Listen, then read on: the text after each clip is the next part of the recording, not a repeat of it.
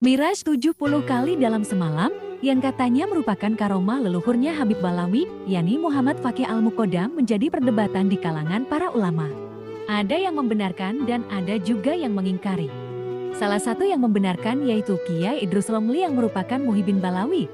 Berikut pernyataan beliau tentang karomah Miraj 70 kali Muhammad Fakih Al-Muqaddam. Mi'raj 70 kali Sayyidina Al-Faqih Al-Muqaddam. Sebenarnya bagaimana Mi'raj beliau itu? Ini yang akan kita bicarakan. Mengapa?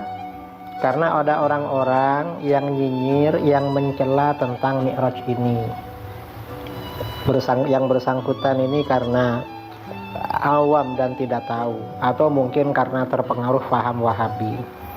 Karena biasanya yang nyinyir, mempersoalkan seperti ini biasanya Wahabi.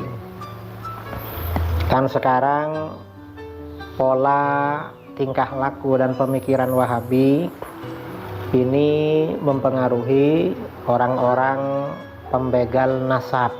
Kalau kita meyakini Allah mampu memi'rajkan, apakah 7 kali, 27, 70 kali, ini persoalan selesai.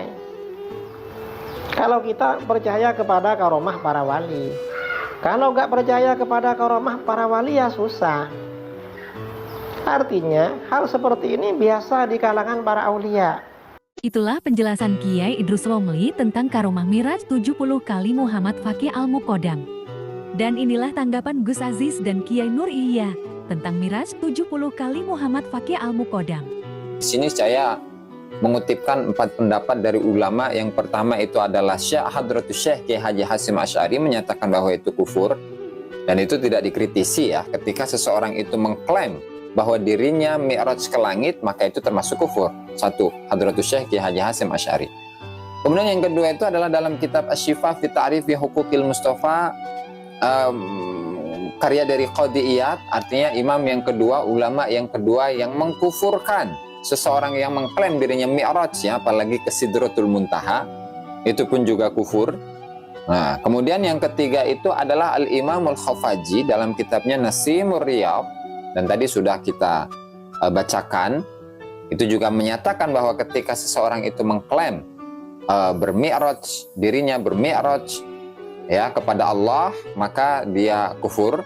Kemudian yang keempat itu adalah Syekh Ali atau Mulla Ali Al-Qari, salah satu ulama Hanafiyah, itu juga menyatakan hal yang sama. Artinya 4 ulama ini, Hadratus Syekh Kiai Haji Hasyim Asy'ari, Qadhi Iyad, kemudian Al-Imamul Khafaji, kemudian Mulla Ali Al-Qari, 4 ulama ini telah mengkafirkan seseorang yang mengklaim dirinya telah bermi'raj ke Sidratul Muntaha, bertemu dengan Allah Subhanahu wa Ta'ala. Rasulullah saja itu mi'rajnya hanya 1 kali dalam seumur hidup. Nah, sementara ini dalam satu malam ini 70 kali. Yang bisa dibayangkan, dalam 1 bulan berapa, dalam 1 tahun berapa, dalam 10 tahun itu berapa. Nah, tentulah ini yang wajib kita fahami dari keterangan para ulama, bahwasanya ucapan tersebut itu adalah kekufuran menurut 4 ulama yang saya sebutkan tadi. Barangkali itu saja. Apalagi masalah tentang mi'raj 70 kali atau 27 atau 7 kali dalam semalam ini. Ini yang dibela mati-matian oleh beliau Kiai Haji Idrus Romli. Untuk mematahkan ya argumentasi beliau Kiai Haji Idrus Romli, saya datangkan kitab ini. Kitab ini dikarang oleh Qadhi Iyad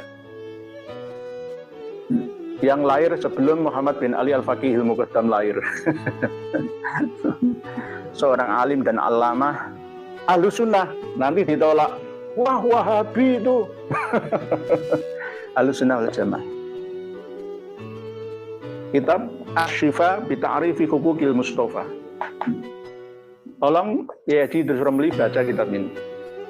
Barang siapa mempercayai ada orang selain Kanjeng Nabi yang mi'raj bertemu berbicara dengan Allah, maka dia telah kufur.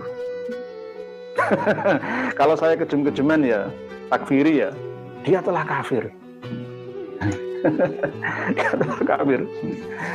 Siapa yang mengatakan itu? Bukan saya, kitab ini. Jadi jangan main-main. Kalau mau bicara di depan publik itu ya sing hati-hati. Wafatnya Muhammad bin Ali Al-Faqih Al-Muqaddam itu 653 kok 563. Selang 100 tahun. Nah inilah kalau diulang-ulang terus.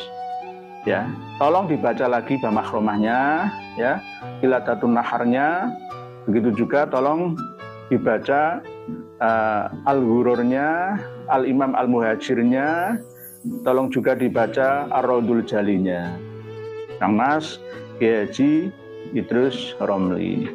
Dengan berada di posisi NU garis lurus tetapi masih saja bengkak-bengkok kemana-mana. Umat bisa menilainya akhirnya. Siapa yang lurus atau siapa yang mengikuti jejak para pendusta dan pembohong di negeri ini. Siapa sebenarnya yang jujur dan lurus? Siapa sebenarnya? Jangan terbiasa memanipulasi data.